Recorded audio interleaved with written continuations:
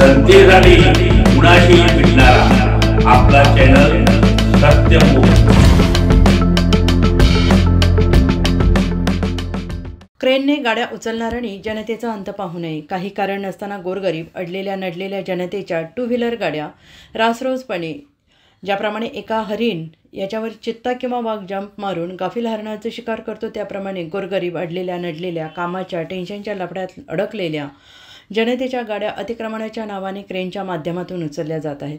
सदर गाडी माझी आहे, मी इथे आहे असा सुज्ञ नागरिक, मग ते पुरुष असू दे महिला किती म्हणू दे, परंतु उचला रे उचला, गाडी उचला असं म्हणत गाडी उचलली जाते आणि क्रेनमध्ये ठेवली जाते। अशा प्रकारे राजरोसपणे अन्याय चाललेला आहे। त्यामुळे जनता मोठ्या प्रमाणात कंटाळलेली असून जनआंदोलनाच्या रूपात याचा स्फोट झाला आहे आणि आपण बातम्या वाचतो, ऐकतोय, अमुक अमुक अधिकाऱ्याला मारलं किंवा काळं फासलं असं हे जनतेच्या उद्रेकामुळे घडलं, तर गोरगरीब माणूस किंवा अधिकारी काम क्रेनवर पोटपाण्यासाठी काम करत असतोय आणि त्याचासुद्धा विचार महानगरपालिका किंवा पोलीस खात्याच्या वरिष्ठांनी करावा। तसेच मोठा माणूस असला तर चुकीच्या ठिकाणी गाडी लावली तरीसुद्धा त्या गाडीला हात लावला जात नाही।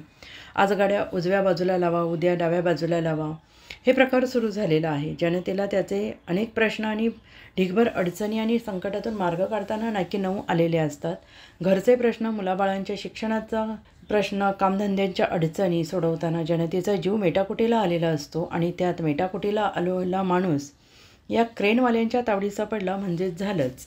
आणि त्यातून जनतेसाठी सत्यमुख सारखा भिडणारा क्रेनवाल्यांना एखादा खमक्या बहादूर नागरिक भेटला तर जनता गोळा झाली की ते क्रेनवाले काढता पाय घेतात। म्हणजे काय, तर प्रत्येक वेळेला जनतेने डोळे वटारले तर तुम्ही वटणीवर येणार का?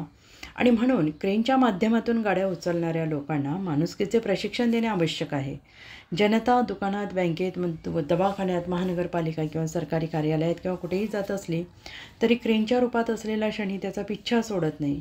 माणसाने कुठेही गाडी लावली तर तो फक्त शिकार कसा सापडतो याच्या वासावर क्रेनवाले असतात की काय असं जनतेमधून बोललं जाते। अगोदरच पिचला गेलेला माणूस क्रेनवाल्यांच्या तावडीत अडकतो आणि त्यावेळेस तो किती महत्त्वाच्या कामासाठी दवाखान्यात चालला असला तरी विनंत्या केल्या तरी त्यांचे ऐकलं जात नाही आणि पोलीस चौकीत येऊन दंड भरून गाडी घेऊन जा असे फरमान सोडून क्रेनवाले पुढे निघून जातात। लोक म्हणतात तुम्हाला दंडाच्या रूपात पैसे गोळा करायचे आहेत की शिस्त लावायची आहे हे एकदा ठरवा।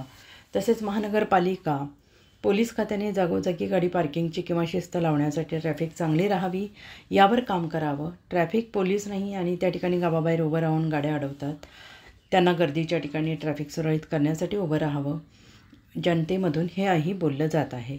आणि याबद्दल महानगरपालिका किंवा पोलीस खात्याच्या वरिष्ठांनी लक्ष घालून जनतेचा विचार करावा, शिस्त लावण्यासाठी अनेक चांगले उपाय करावेत आणि जनतेच्या रूपात असलेल्या श्री हनुमंताचे आशीर्वाद घ्यावेत।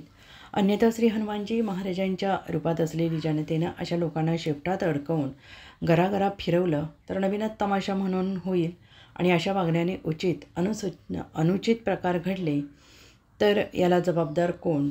म्हणून याबद्दल महानगरपालिका आणि पोलीस खात्याच्या वरिष्ठांनी लक्ष घालून ताबडतोब जनतेच्या मनात असलेला क्षोभ दूर करावा। सत्यमुख प्रतिनिधी सौभाग्यवती हर्षाबेन पंड्याजी। जनतेसाठी कुणाशीही भेटणारा आपला सत्यमुख। लाईक करा, शेअर करा आणि बेल आयकॉन ऑन करा। मित्रांनो, विसरू नका।